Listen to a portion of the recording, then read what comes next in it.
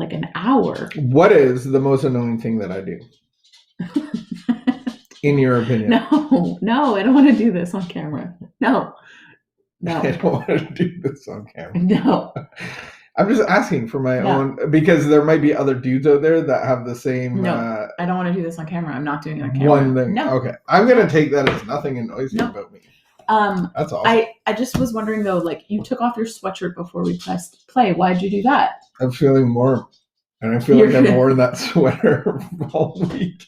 So the thing is, if we had uniforms, there'd be no, if it was a uniform, it would be fine if you wear it every day. Or a suit, because suits are, is it okay to wear the same suit every day? I think so. With different they change shirts their shirt. So like if you're like, I think if you're like Trudeau, he has one suit and No. just changes the shirt. No, they alternate suits. How many suits would they have? Like a professional? Like you worked on Parliament Hill. I know. The suit. I know, but is it fair to say like a suit? Everyone's different. A dude, we call them suits. Yeah. Would they have like 5 suits, like one every day? Probably. Or would they have like maybe 2 work suits, a special suit, I guess it a depends House of how wealthy Commons you suit? are. They're expensive. Yeah. Anyway. So, not anyway. That's so rude. I said it. I don't usually say that. However, this is the shirt I wore yesterday. This is That's good, but you look like we're in the house. Like a gray sweater you can wear all the time. I know. I have one suit. I have one suit, by the way. I do need to wash these track pants soon, though.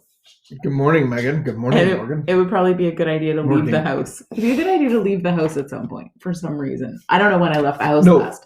My problem is I'm leaving the house dressed in my indoor. No. Half the time I'm leaving with my indoor slippers on. No, I realized the other day when I got to the dog just fell into his toy bin. Oh, I know. What's gonna happen? Okay. Look at him. He's stuck. Oh, he got it. Oh, good morning, going Megan. back in. Oh, no. Morgan. I just want to show the pug. The pug is trying to get into his toys. Daddy, what are you doing? I'm trying to get a toy and I'm falling in. All right.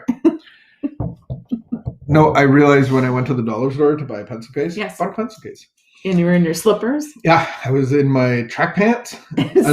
So I've learned the difference. COVID, I've learned the difference between sweatpants and track pants. I like the black ones. So track pants is what are a little more dressy, I think. No, and they're a little more pants. But they're a little more fit for public consumption. And then sweatpants are definitely you shouldn't be leaving the house in sweatpants. Our sweatpants are very sloppy. I think mine are nice. Mine are tapered at the bottom. They're comfortable. They have new ones that are called joggers that are a little less sloppy. But Roots has sweatpants, right?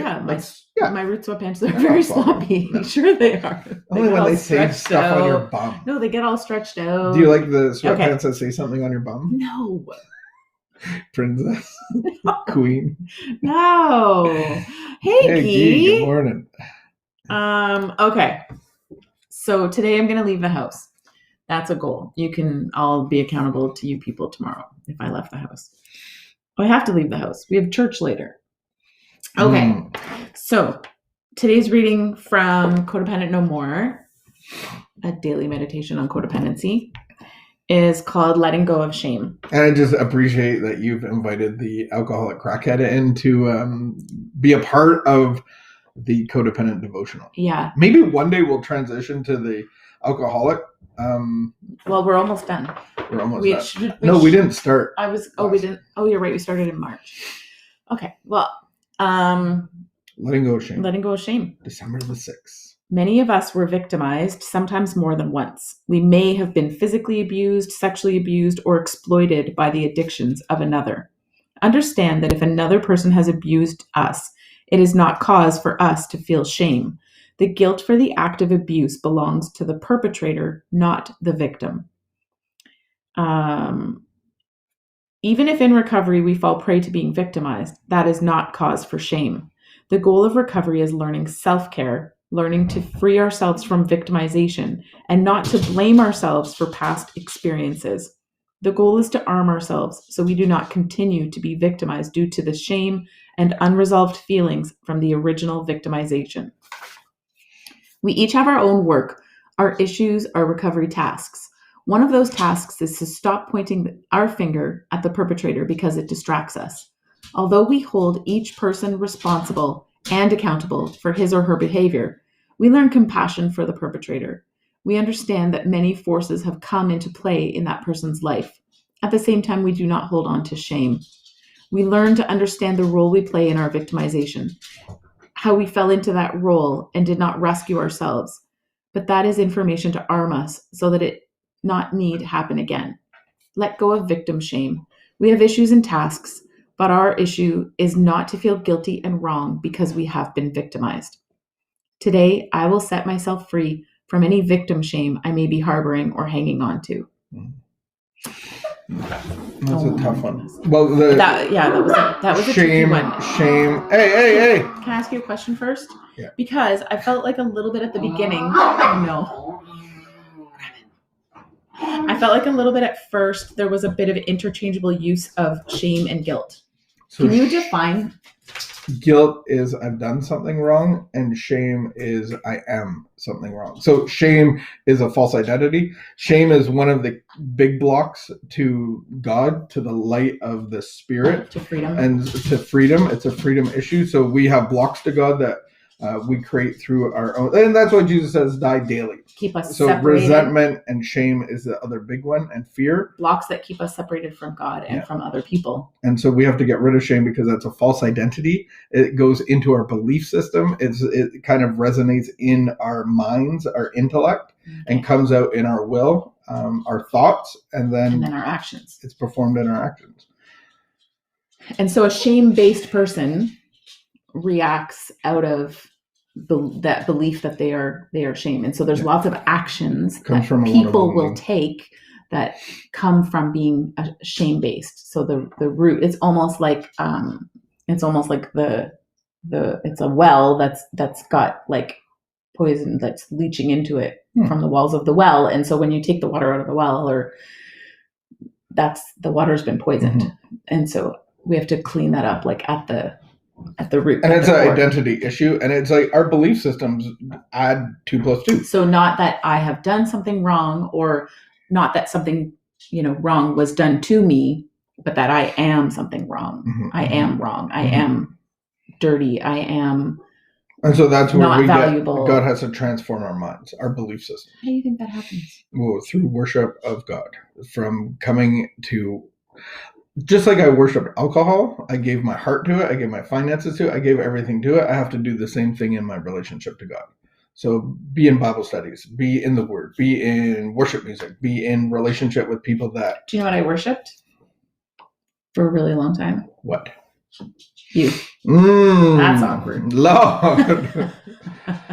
I never would have admitted it. I didn't even realize it. But I needed you to be okay so that I could be okay. I needed you to do so much so that I could be okay. I needed you to be more loving. I needed you to talk nicer. I needed you to... Yeah. That's a lot to put on another person.